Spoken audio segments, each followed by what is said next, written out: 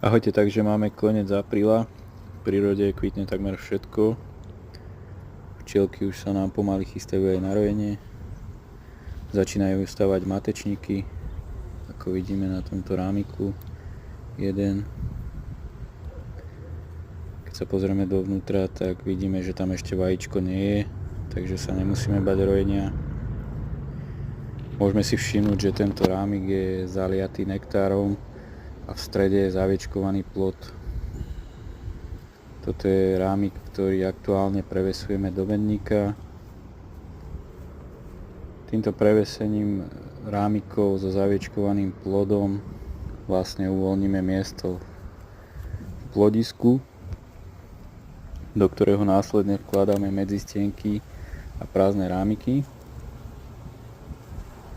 Týmto uvoľnením priestoru pre matku vlastne postupne aj zamedzujeme rojeniu, pretože včely zamestnáme, včely budú stavať medzistienky a matka bude mať znovu kde klásť.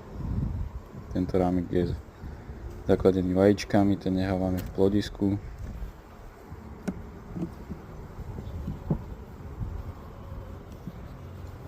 Toto je presne ten rámik, ktorý hľadáme a aktuálne prevesujeme do medníkov vo všetkých včelstvách. Rámik je krásne zakladený z obidvoch strán. Je na ňom vidieť súvislý plod. V tomto včelstve je matka z minulého roka. Krásne ploduje, je to vidieť. Rámik musíme dôkladne skontrolovať, aby sme náhodou matku neprevesili do medníka, pretože to je nežiaduce, nechceme, aby nám v medníku kladla vajíčka, chceme ho mať dole v plodisku. Ešte si spravíme miesto v medníku pre tento posledný rámik a vložíme ho tam.